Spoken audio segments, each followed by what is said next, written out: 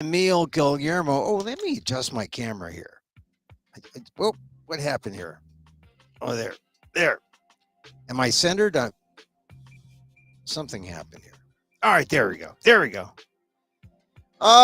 You've missed me. You can just go over the old Emil Amok takeouts. Last couple of days, I've been in Fresno, just assessing our the wonderful state of California. I mean, I I know the North. I know from San Francisco, Sacramento. I go down. Recently, I've been in LA a lot. And now here I am, or I was, or I will be back in Fresno. I've been doing the Rogue Festival there.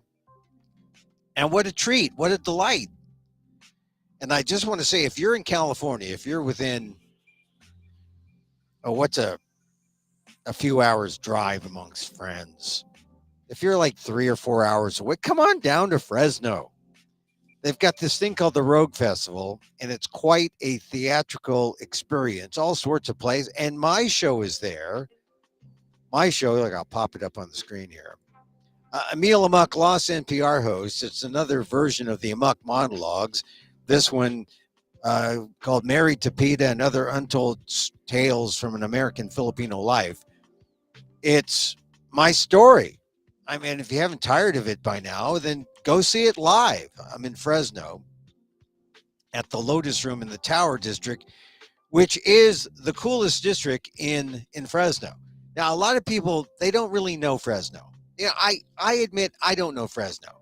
If all you do is go down I-5 from San Francisco, from the north to the south to LA or San Diego, you usually bypass Fresno. You usually say, I'll get gas in Bakersfield. Or maybe you might get gas in Fresno, but you might say, I'm going to keep going. I'm going to get gas in Bakersfield. And then you don't get to Fresno. And the thing about Fresno, it's much bigger than you think. And like a lot of cities, it has grown from the core northward. And as I said, you might miss some of the best things about Fresno. It's funny that while I've been in Fresno, San Francisco's been falling apart. Macy's is being sold. Everyone in the San Francisco Chronicle is talking about, we're losing our city bit by bit. San Francisco is becoming more like Fresno. And as I go to Fresno and do this Rogue Festival in theatrical performance, I discovered that Fresno is becoming more like San Francisco, maybe even better than San Francisco. I mean, we're not talking about $50 to $100 shows, these Broadway touring shows. We're talking about real grassroots theatrical artistic performance. And what a treat to be part of the Rogue Festival. I've always wanted to be part. I never got lucky enough to be picked. You got to be picked by lottery. And then you come on and you can perform anything you want. It's uncensored. It's freedom of speech. So I get to do my Emil Amok Lost NPR host stories. Married to PETA and Other Untold Stories. Last night was a real treat because I got to do a poetry slam where I took some of the things I've written and want to put in my next show, Vegan Trans Dad. Oh, Emil, vegan trans. We know about the vegan part, but trans dad part? Is that why you're doing the show in the closet? No, you'd have to see the show. Anyway, I did a slam poetry version of that segment, and I wasn't sure. One of the first times ever I did it in public, and boy, this crowd went nuts. And to assure good posture on stage, I maintain an erect posture. And it means, like, if you've ever played baseball, you hold a bat up to your shoulders, and when you really hit the ball well, they say, oh, he's got both cheeks into the ball, because he's like swings the bat, and your power comes from your core, and it's from, your cheeks down to the legs. That's butt cheeks, not like, face cheeks, butt cheeks down to the legs, and you get all the power in the ball, and that's when you hit a home run. I mean, you hear guys like Mike Kruko when they call the Giants games. Oh, that was a two-cheeker. Oh, you got to. So last night was like a two-cheeker for me, and I was there at the plate at this poetry slam, and I swear I felt something I never felt before. I felt like I broke my butt cheeks. I mean, I was walking off stage and I was saying, "Oh my God, I got to be careful. Did I pull a muscle back there? Is there a muscle even to be pulled back there?" But I was swinging for the fences. It was a poetry slam, the rogue performers, and there were some great rogue performers. Let me see here, and I'll call them out here. There was, of course, Martin Dockery from New York, tremendous rogue performer. I was just so happy to be included in his company. And after I gave that performance, he came up, and I didn't make it to the final. He came up to me and said, "I was sure you're going to be in there," and I should have. Maybe I went long. I don't know, but it was quite a compliment from Martin. He was part of it. Susan Jeremy, also from New York, was there. She has a great show called Robert Will Show You the Door, Tales of Being Fired. It's at the Vista Theater. Joey Rinaldi was there, and he has a show called something like The Day I Broke My Penis, I think it was what it's called. I mean, these are kind of, they have racy titles, but they're provocative. Oh, Potty Training, The Broken Penis Story, Joey Rinaldi. Yeah, great meeting Joey. And then then there was the performer of Titillated. Let's see. And she gave a great a great rendering of poetry slamming, as it's called. Let's see, Titillated, an intimate reading of cosmic erotica with Donna K. Yarborough. She was part of the team. So there were 5 of us. And we lost to the Modesto Poetry Slam org down there. They had some great poets too. But it was a lot of fun. And the Lotus Room on Olive Avenue, where I'm performing, it was the same. I was comfortable with the room. It's a perfect room.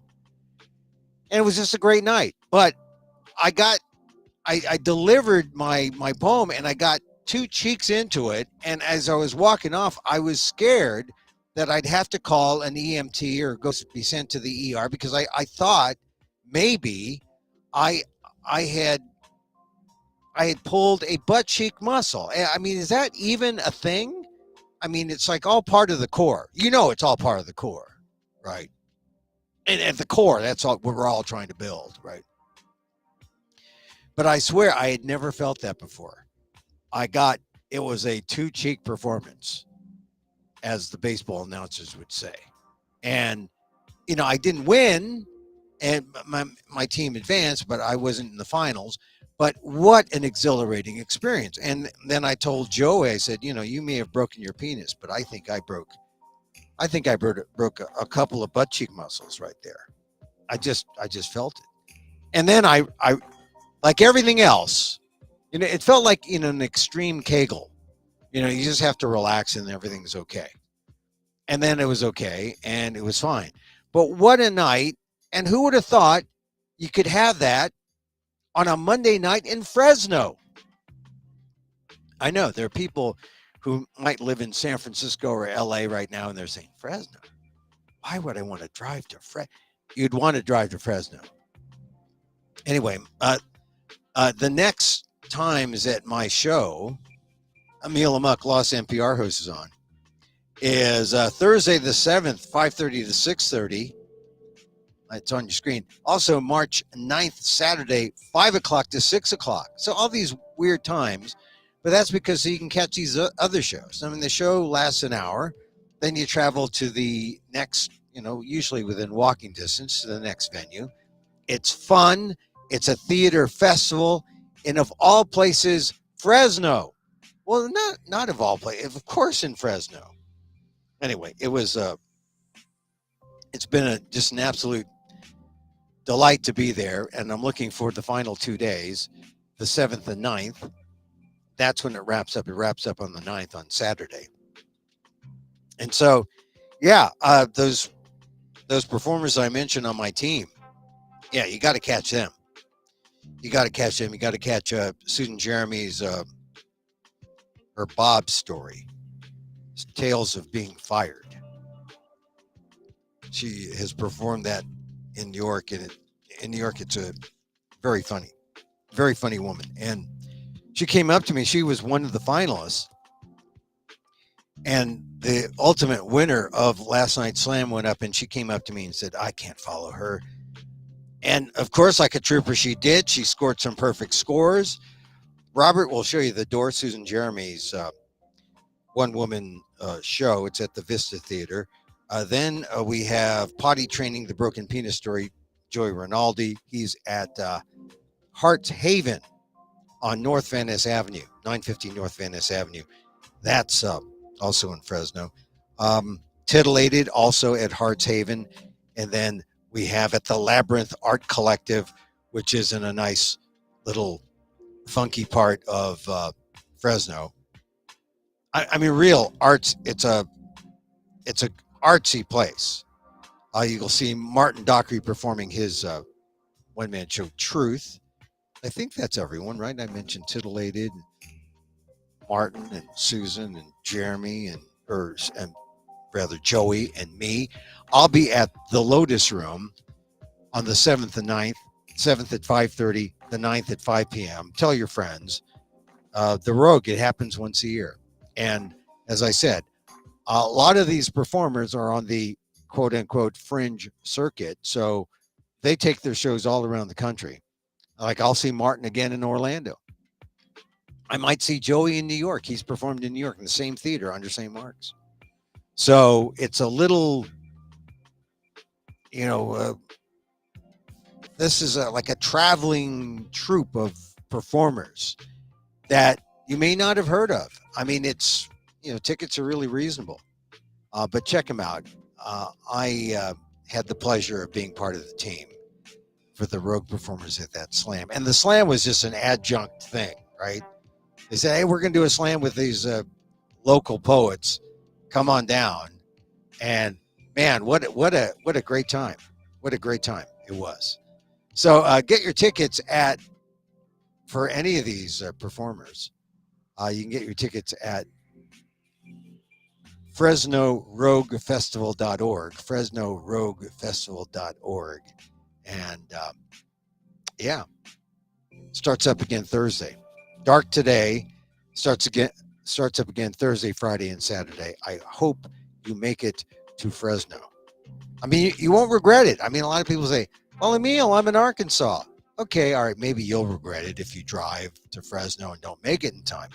But if you're close, definitely come by. All right, I'm in some other things. I'm also in Ishmael Reed's play.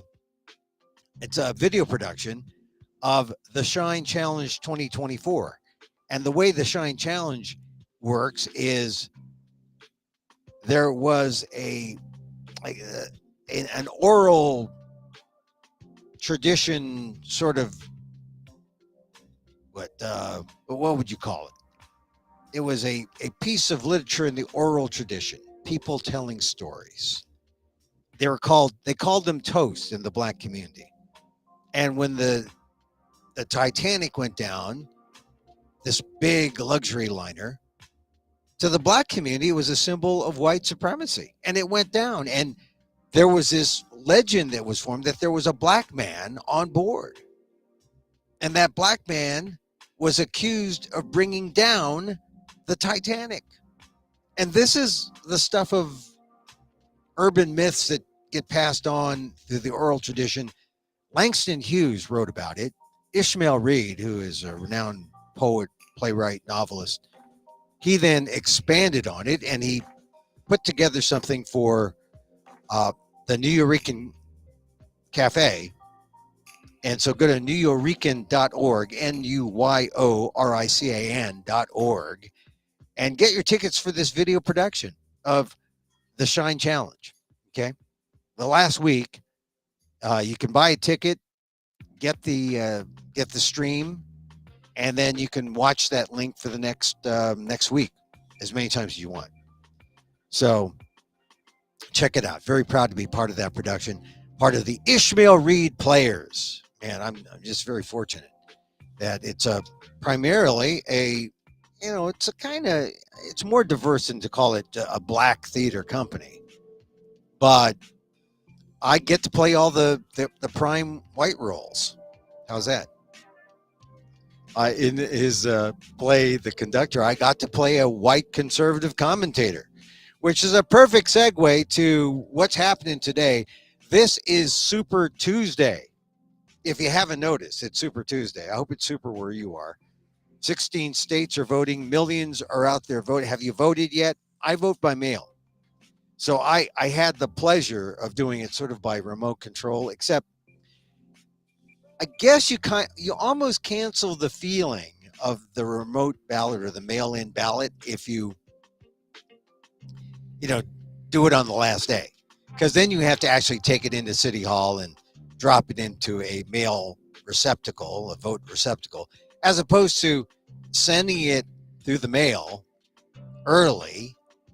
I mean, there's so many ways to get it to where it counts. But if I had voted 2 weeks ago, I would have had the big secret on all of you. Like, here I am in democracy. I have voted. Have you? No, no, no, because I am a by mail voter. You have not voted yet. I have voted. I mean, that's kind of the thing, right? You could wear the I voted, whatever. Now it's an adhesive. It's a sticker. The I voted sticker, like 2 weeks before Election Day, just to be cool. We have to make that a cool thing to vote. Just, I don't care who you vote for, just vote. I mean, that's the right thing to say right now. Of course, tomorrow when we find out who won and who lost, I'll say, why'd you vote for that creep? Why didn't you vote for this creep? Why is your creep better than my creep? Please. But really, at this point, when we don't know who won, we just want you to vote. This is democracy in action. And in some ways, the way people vote now, like through mail, voting in advance, it's not the same as going to the ballot box. In the old days, you'd go and maybe the old voting machines, there was like an old cloth, drop cloth or something they put over you so that no one saw who you're voting for. And then you actually pulled the little levers on the voting machine. Oh, wow. It was kind of cool. That was the old days. And then they went to the they called them the votomatics, where you go in and you mark them up and they say, oh, make sure your vote counts. You got to fill every inch of that little rectangular box. And if you leave anything without pigment, maybe it's not 100% pigment. Maybe if it's just 75% pigmented, maybe your vote won't count. So you're oh, taking a couple minutes here to make sure my rectangular box is totally pigmented out. Voting, it's a lot of anxiety for me with voting. I've always thought this for the last 40 years. When I was eligible to vote, I've been thinking about this. I said, hey, look, I mean, I'm anxious about this, and I'm a pretty smart guy, but God, do other people feel as anxious about voting as I do? Oh, is it going to count? Am I going to mark this damn rectangle all the way black? Oh. Fortunately, I've survived a few elections. Some of the people I voted for didn't, but today, the tough race in California, and if you're Asian American, this is the race to look for. Who's the senator who's going to represent the most Asian American state in the country? The most Asian American state, that would be California. Dianne Feinstein is no longer with us. I felt a little like her last night because when I was delivering my slam poem to the crowd and I had the crowd going, and they were with me. I felt like, and I started to scream like a politician almost. I said, oh, this is the power. This is the surge of power. And it's not political. It's just expression. Man, it was a rush. It was a rush at that time. Anyway, the big election today in California is who is going to be the replacement for Dianne Feinstein. Adam Schiff has given up his seat in the House to run. He has raised more than $30 million. And he is not helping his Democrats, his Democratic opponents, Katie Porter or Barbara Lee. He barely mentions them.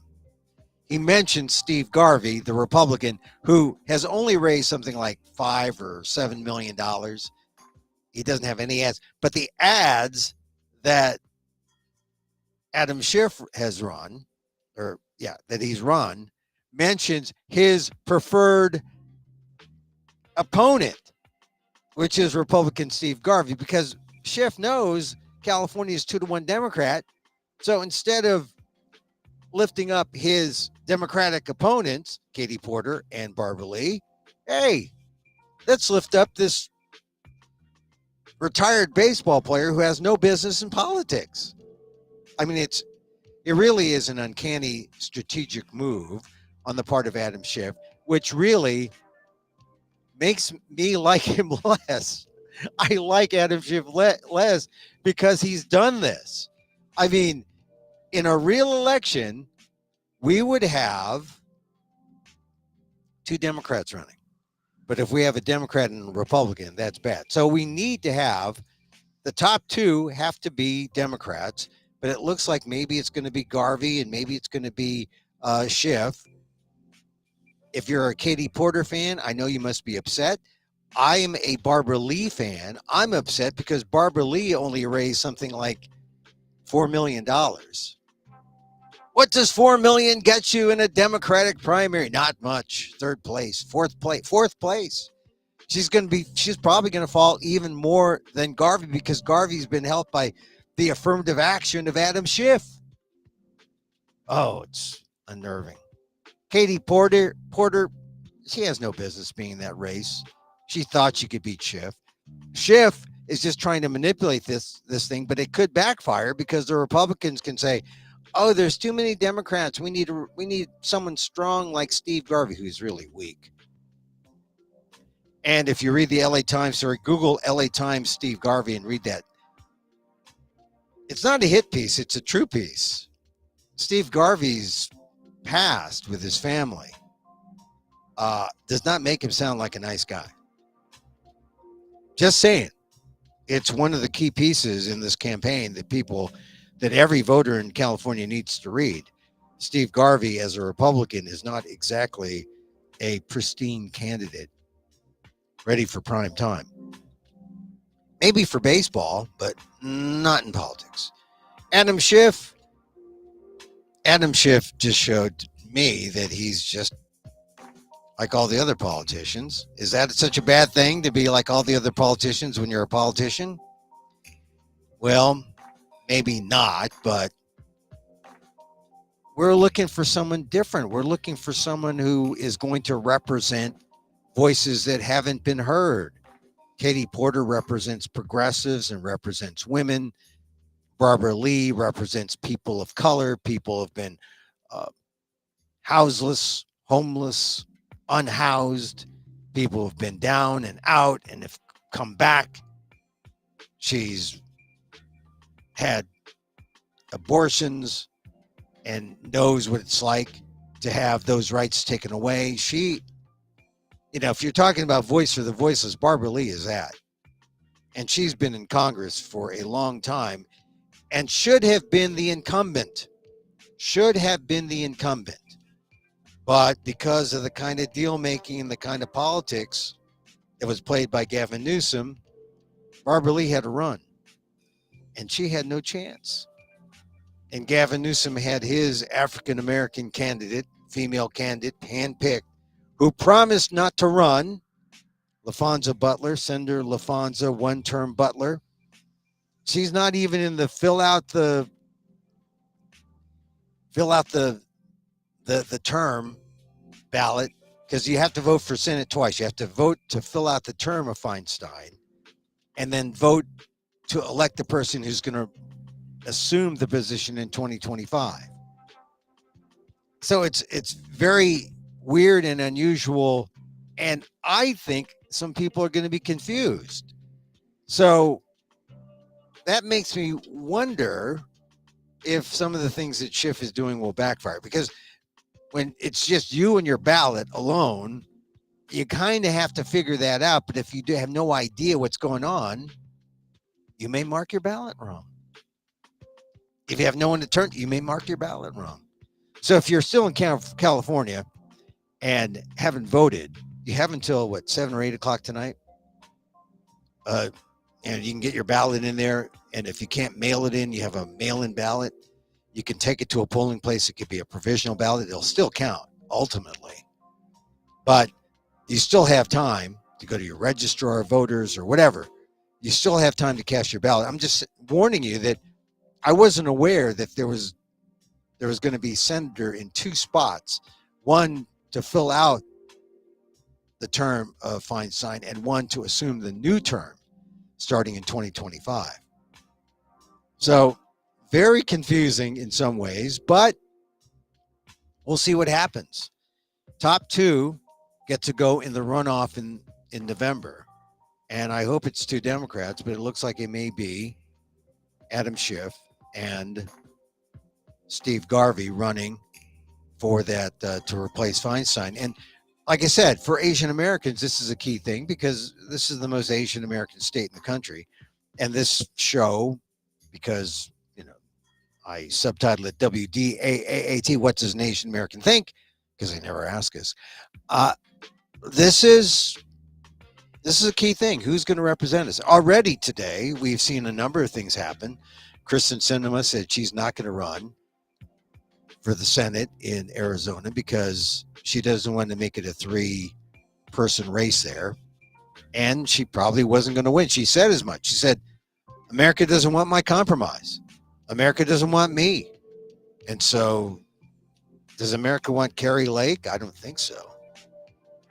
And then there's the Democrat who, boy, I don't know Arizona politics, but this guy has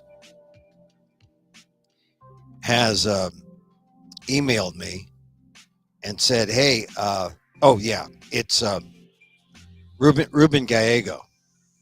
Forgive me, Ruben Gallego. He's running as a Democrat, and it's going to be Gallego versus Kari Lake because Kristen Sinema has dropped out.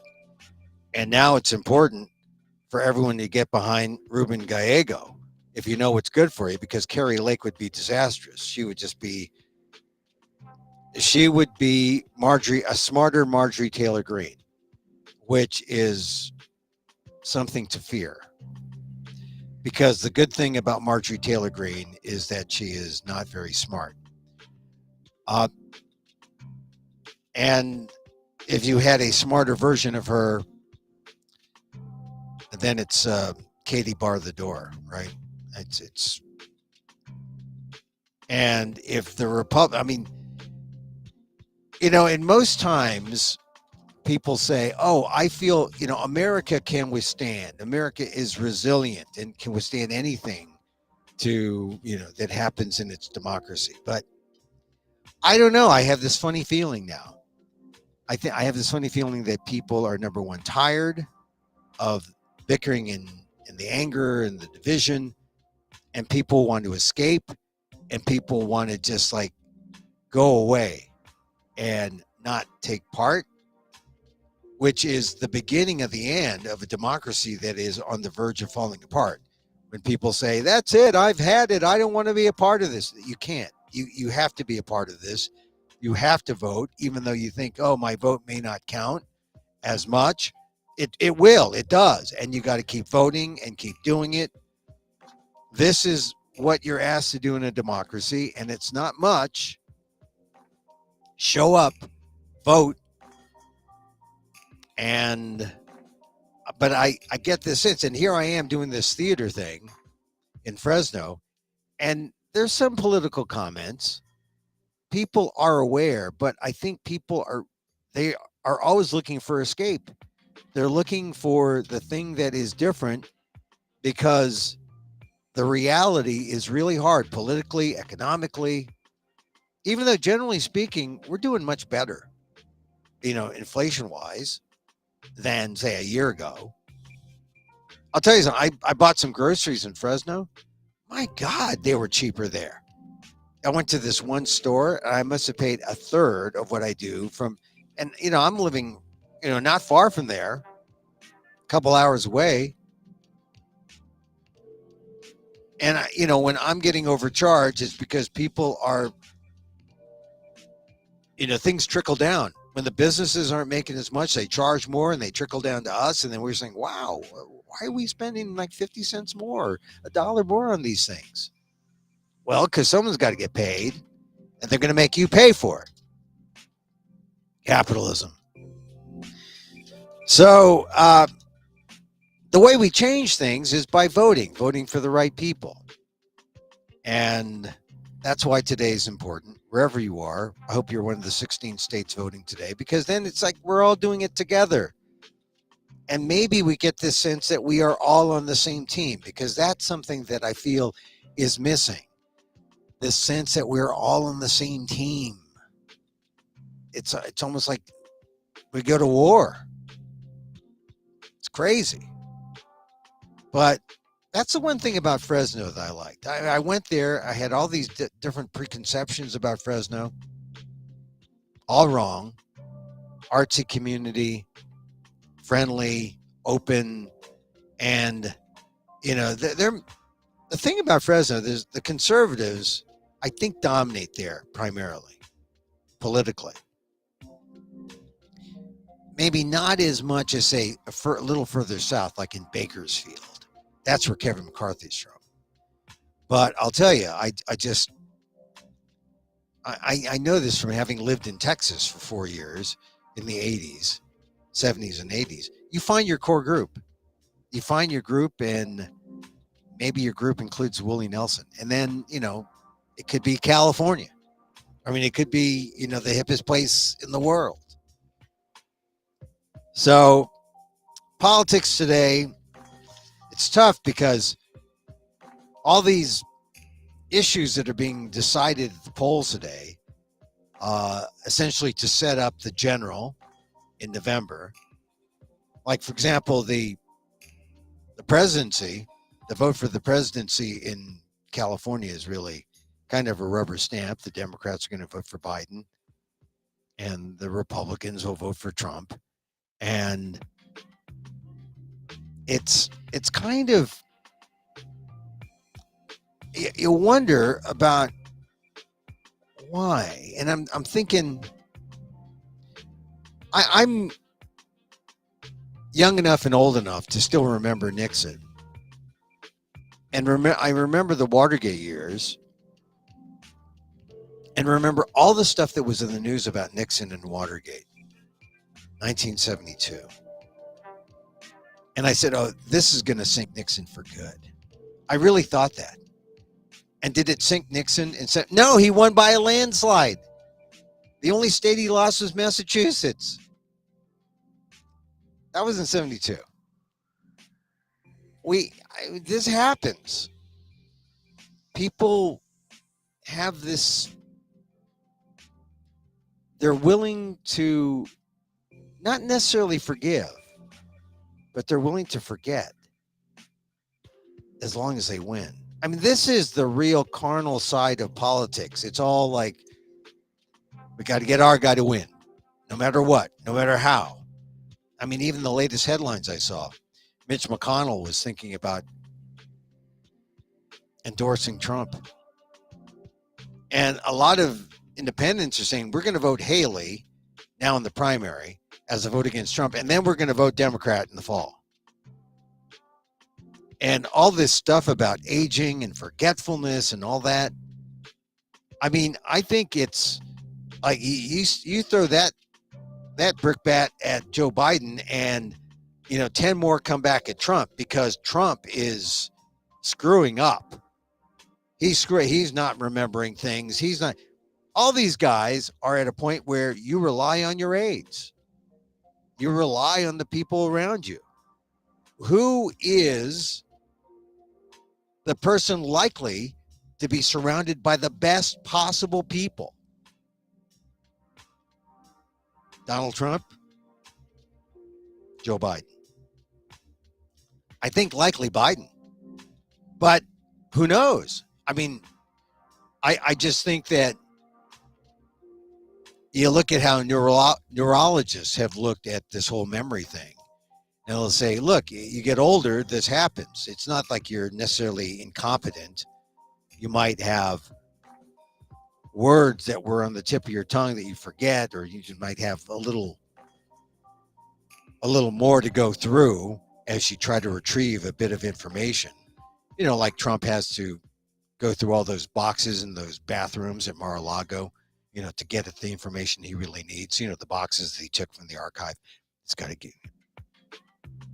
Well, Biden had that same, but he had fewer boxes, and they weren't in the bathroom. I just think, come on, Trump is going to have the trial that DA Alvin Bragg is brought in New York about Stormy Daniels and Trump. And so that's going to be like a repeat of 2016 almost, right? With the tape, the Trump tape. So that should be, you still, every time something like this happens, I always ask my Trumpy friends. I have just a few of them, but I do have some, and I'll say, now you switching? Now you're going to go with really the best thing for our team? Are you going to pick your guy, Donald Trump, or are you going to pick the best possible person for the United States?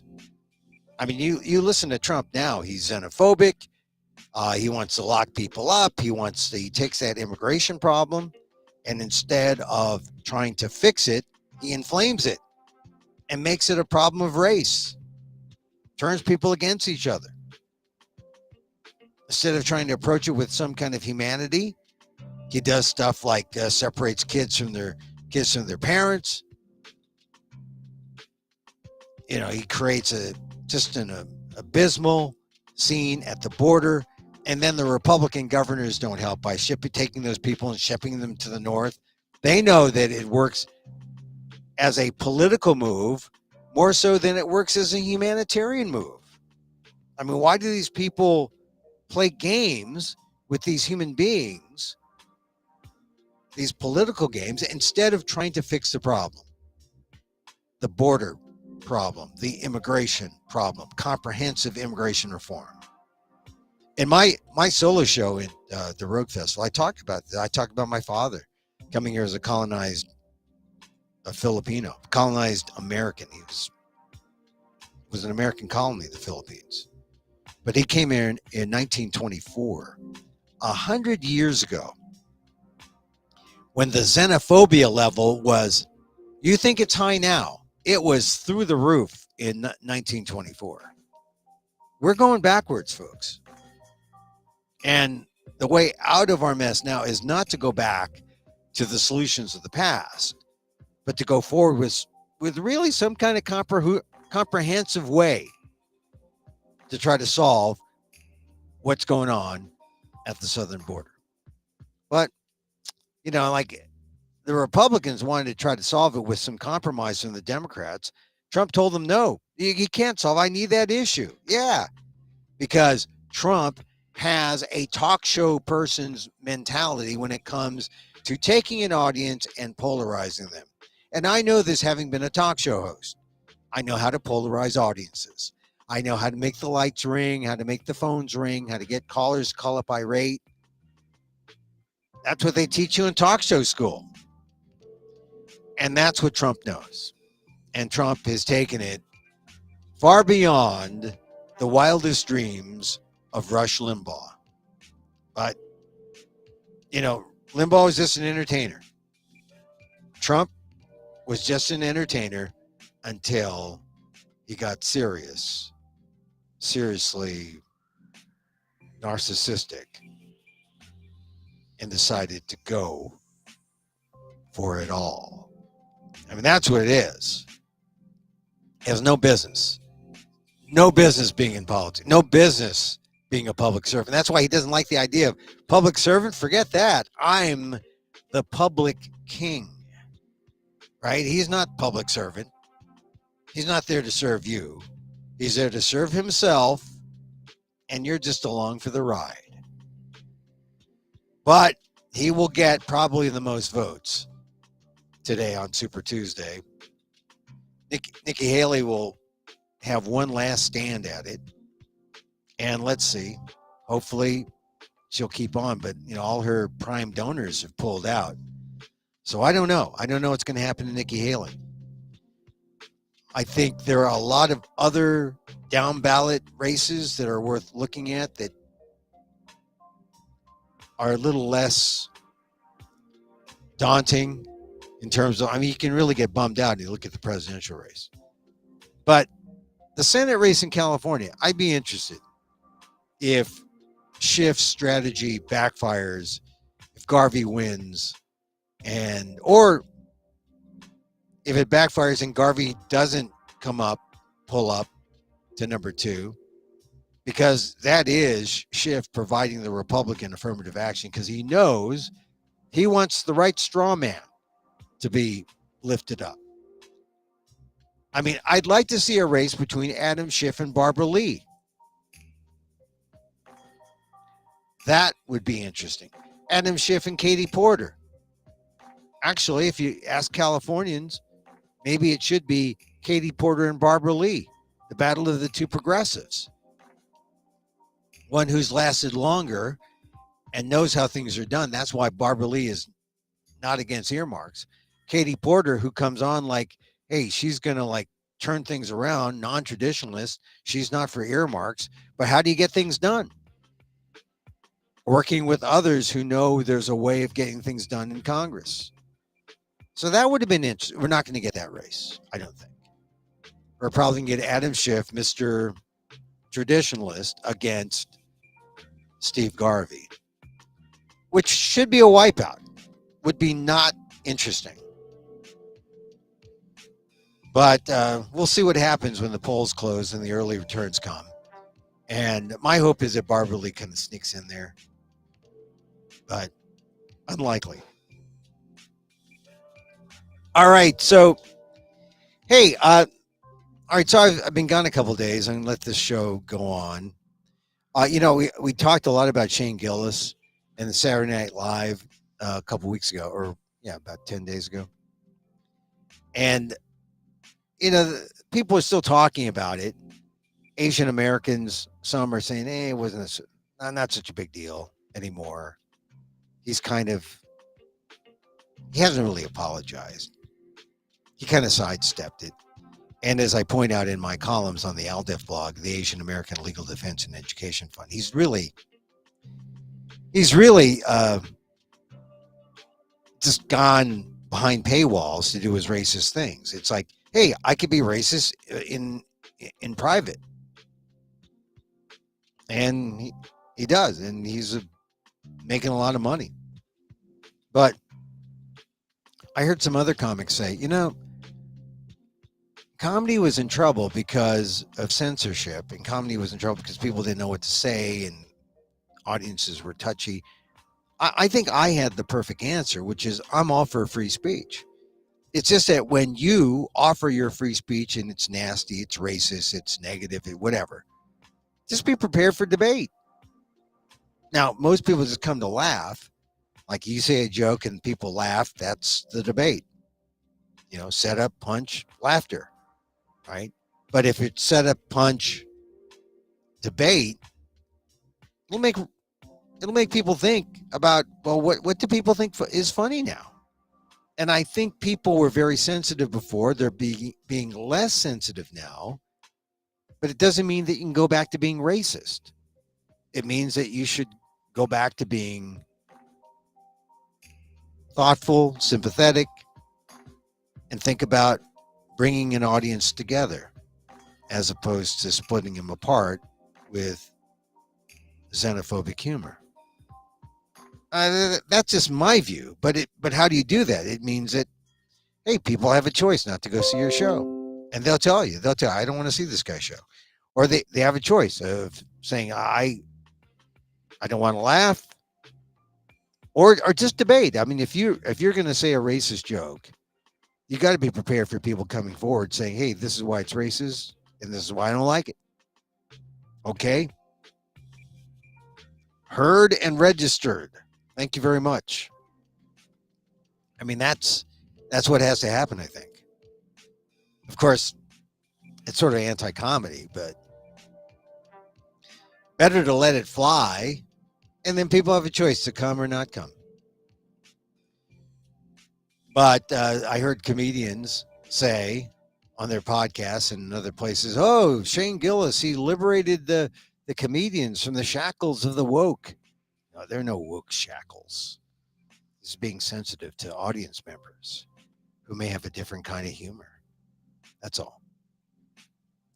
All right. So if you want to see my kind of humor, my Rogue Festival show is in Fresno. And really, like, if you're in New York now, I don't want you to drive to Fresno. I mean, you could drive to Fresno. It would take you about 3 days. You might get there by Saturday.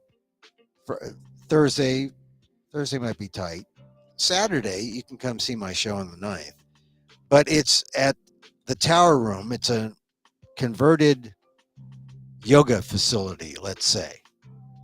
If I'm up there on stage performing, then you're in the right place. If you see like 30 people doing downward dog, not necessarily the right place. So Emil Amok, lost NPR host, married to PETA, and other tales, right, from an American Filipino life, Filipino American life.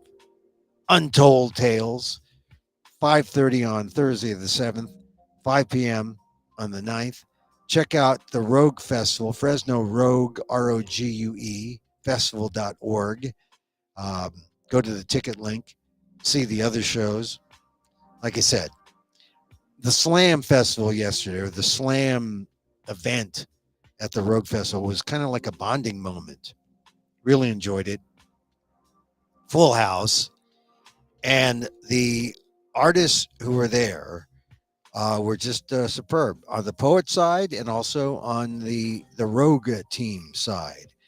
And I'm talking about Susan Jeremy, Martin Dockery, talking about Donna K. Yarborough and Joey Rinaldi. Great time. And then, I got to tell I told my story about breaking my butt. Well, I didn't break my butt cheeks in the story, but I broke my butt cheeks as I delivered the story. I swear, like I said, I don't know how it happens, but you just get so wound up and tight. You're standing erect with a microphone.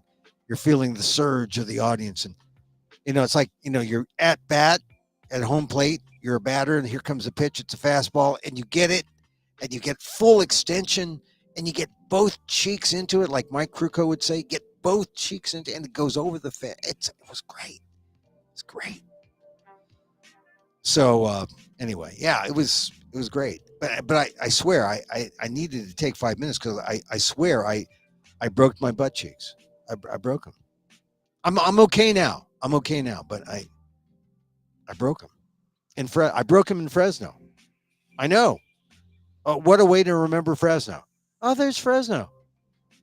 They've got raisins, and they've got my old broken butt cheeks. I got new ones now. I got new ones. I got implants. So it's so good to see you. If you're there, if you're not there, maybe you catch us on the replay. See those other shows. Go to the Fresno Rogue. Also, some other things I'm in. Don't forget at the nuyorican.org. Sign up, get tickets to see the Shine Challenge, Ishmael Reed's play. One last week. It's all on demand, but you got a week to see the show. Coming up. Oh, this happened when I was in New York. Jeffrey Wright, the actor, American Fiction. I'm going to see American Fiction. We bought it. We're going to watch it streamed. I hope it wins an Academy Award. Unlikely, but I met Jeffrey Wright. And man, it was a pleasure. He came to see my performance up at the Theater for the New City on First Avenue in New York last year. And, or actually, yeah, last winter, around almost a year to the day. And it was, it's just great to see him now at the highest level of actingdom, cheering for him for the Academy Award on Sunday. All right, that's it. I'll see you at the Rogue Festival, okay? I'll see you there live. I'll come back maybe tomorrow. If it's good news, maybe I'll come back. If not, watch this again and again and again. Hey, we like to end our show with a little meditation, a little loving kindness, a little metta, M-E-T-T-A. Because that's what makes the world go round. You know, you got to do the meta thing. No, not Facebook, but meta, M-E-T-T-A. So, as I wish for me, I wish for you. May you be safe. May you be happy. May you be healthy. And may you live with ease. Even when you go vote. If it's not too late, go vote. Make it easy as possible. It's so hard sometimes. That's why I like mail-in voting. So you fill it out. So easy. Democracy should be easy. It shouldn't be hard. You want to see hard? Wait for the coming autocracy. That's why it's important to vote. Important to vote today. Just once. Just vote once. But you got to vote. Got to vote. Hopefully it's not too late. All right, that's it. Catch us on YouTube at Emil Amok 1, on Twitter, X, formerly known as Twitter, at Emil Amok, on Facebook at, where are we on Facebook? EmilGuillermo.media. But the preferred part, you can go to amok.com too, but the preferred part is youtube.com at Emil Amok 1. So we'll get rid of this and just go full screen. Hey, everybody. Till next time, Emil Guillermo here. See, I'm bobbling. Till next time, mahal